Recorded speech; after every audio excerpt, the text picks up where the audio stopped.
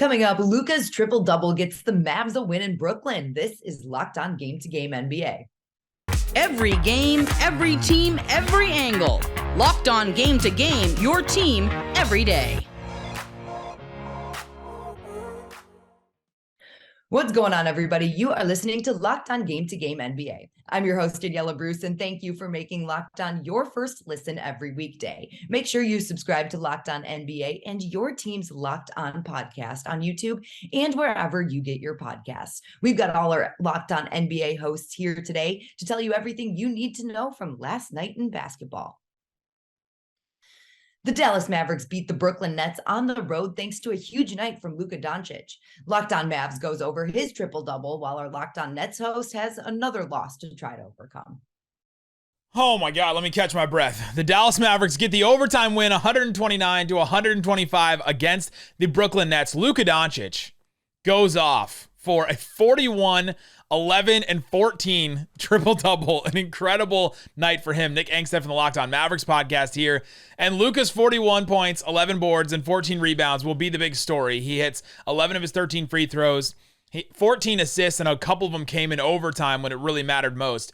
And the Mavs role players really stepped up, hitting threes late, couple of threes in overtime that really made the big difference in this game. The Nets were the second night of a back-to-back. You could tell on their tired legs late in the night, but the Dallas Mavericks still have some problems to figure out. They were up and down in this game. There's still some things they need to figure out. It's Luka Doncic or nothing on offense for a lot of it, and the Mavericks need a second guy to step up. In this game, it was Tim Hardaway Jr. He had 18 points off the bench, hit 4 threes, an incredible game for him. And the Mavs still have some more things that they need to sort out.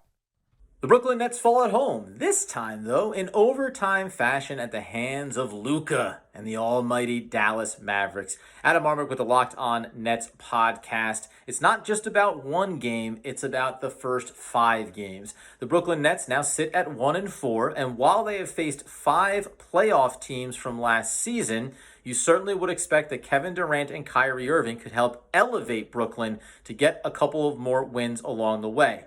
Now, they did improve the effort and energy out of the gate from the first quarter on. They did improve coming out of halftime and playing with a bigger sense of urgency. But ultimately, there are still areas that they need to improve. And historically, in the Kevin Durant and Kyrie Irving era, this has been a team that doesn't ever quite seem to get that final bounce to go their way in games like these. At home, overtime, you want the win, you need the win. Marginal improvements, that can be respected. One more thing that we didn't enjoy here was Steve Nash fumbling with a timeout and maybe even some of the back-end rotations. These are the little things we're keeping an eye on as we get towards 10 and 15 games through the season, and maybe, just maybe, start to wonder if this team is capable of getting on track. The Thunder won at home on Thursday behind Shai Gilgeous-Alexander and Lou Dort's big scoring nights. Locked On Thunder tells you what else you need to know after that OKC win. The Oklahoma City Thunder got their second win of the season, taking on the LA Clippers tonight in Oklahoma City. I'm Rylan Stiles, host of Locked On Thunder, and the Thunder did not shoot their first free throw attempt until the 10:22 mark of the fourth quarter. But yet, they still beat the Paul George-led LA Clippers in this game. SGA picked up 4 fouls in the first half, and the Thunder were able to scrap together a huge win behind Pokusevski's breakout second half. Learn more at the Locked On Thunder podcast on the Locked On Podcast Network. Your teams every day. Steph Curry scored 33 points, enough to pull away from the Miami Heat in the final minutes in San Francisco last night. Locked On Heat and Locked On Warriors tell both sides of the Golden State win. The Heat kept it close for most of the game, but eventually the Warriors pulled away late in the fourth to knock off Miami 123-110. I'm David Ramil, the host of Locked On Heat. Miami was in the second night of a back-to-back set, but you wouldn't know it from their energy level early on, always knocking down a big shot or getting a key defensive stop to stay close to Golden State. Jimmy Butler was sensational, leading the team with 27 points and 6 steals to go along with 8 rebounds and 6 assists. Bam Adebayo had a season-high 26 points to add to 4 blocks and 3 steals of his own.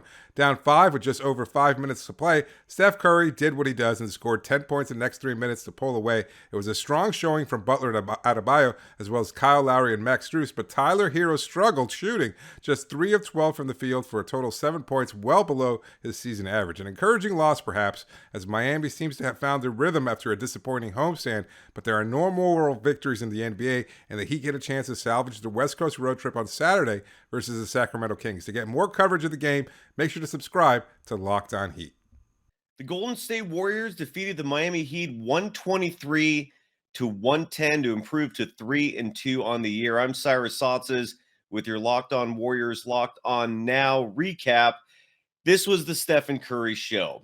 7 for 14 from 3, 13 for 22 from the field. In 37 minutes of play, Stephen Curry pours in 33 points, 7 rebounds, and 9 assists to lead the way as the Golden State Warriors again hold off the Miami Heat to win 123-110.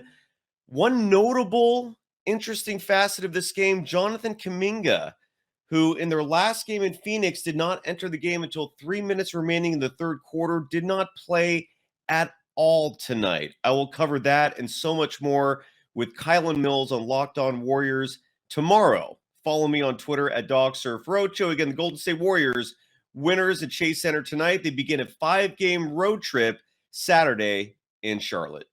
Desmond Bane hit 6 threes on his way to 31 points for the Memphis Grizzlies as they beat the Sacramento Kings. Locked On Grizzlies recaps how things played out in California.